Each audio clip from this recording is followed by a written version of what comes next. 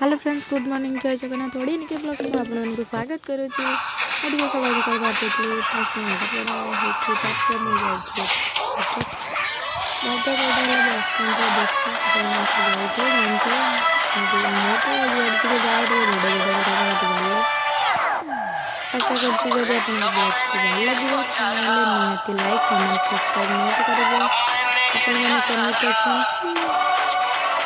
भगवान को डाकुची महादेव कृपा आपने बहुत भले था दिन को बहुत भले भुवनेश्वर मत इंटरव्यू था जोटा हाईटेक मेडिकल जोटा जॉब कर इंटरव्यू टाइम जाइए बस जाइए बहुत पिला भी आसते बहुत भैकेंसी फाँका था तो बहुत पिला आसते जोटा कि फिलअप हो जाती भैकेंसी भी नहीं मत लगे जो सेक्शन थे मुझे भलसे जानी कहीं मुझे इंटरव्यू जाइए सेटा भी मुझे सिलेक्शन होना सेटा भी मुझे जानी ठीक से सिलेक्शन हो निश्चय शेयर करेंगे। आशा कर वीडियो भल लगे निश्चय गोटे लाइक करेंगे। यहाँ हूँ कटक महानदी ब्रिज जोटा कि मैंने बस स्टैंड चलता आपको बस गले जो बोरिंग लगे तो एक्सीडेंट भी होता है मत तो आदे भल लगे तथा मुझे बस स्टैंड पहुँच जाइए चल चल रास्ता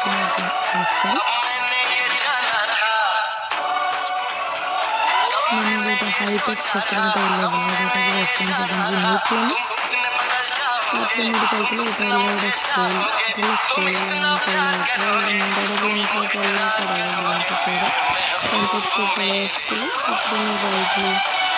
पहले कंटेक्ट लिफ्ट खराब हो जाता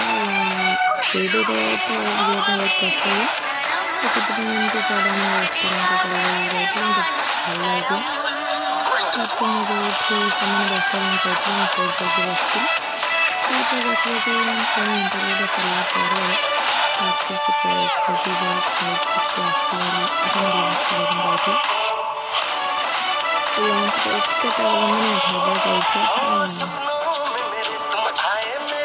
कौन केमती लगे से तो मुझे जानी खाई जाती बर तरकारी कि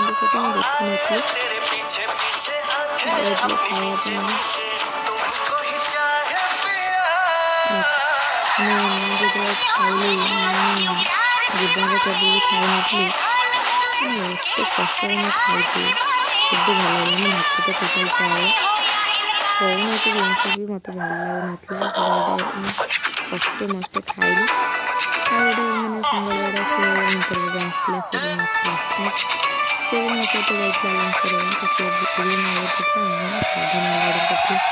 कहीं मैंने तो साधा मेल खाया भल लगे साधा मेलटा भल लगलानी गोटे अंडा ऑर्डर करनी मुझे सब बादे टोटाल भल लगलानी कष्ट मस्त खाईदेवा कथा तो खाई देखी पुणी मुझे पलि आसती तापर टे बुलाबुली करी दुटा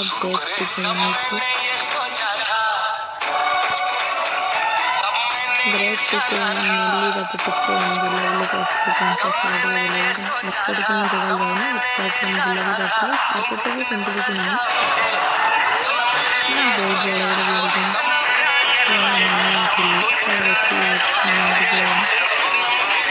बिल्डिंग मत तो मेडिकल गले अनकंफर्टेबल लगे फर्स्ट कथा तापर खाई पलि आसली बुलाबुली करती मत तो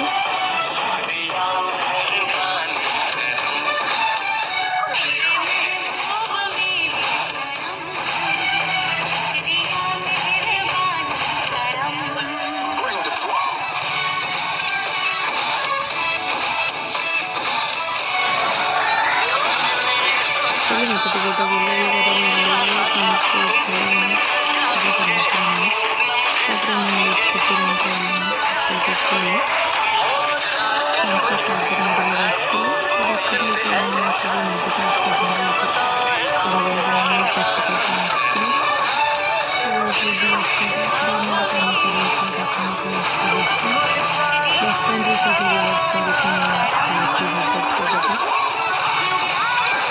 बस बहुत कष्ट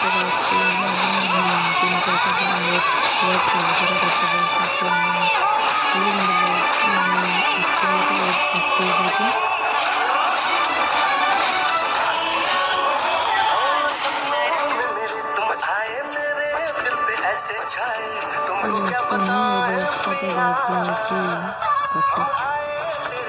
कटक में एक छोटे रास्ता पड़ेছিল এই রাস্তা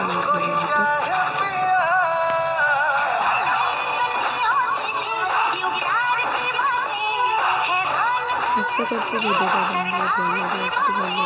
তোমরা সাবস্ক্রাইব করবে।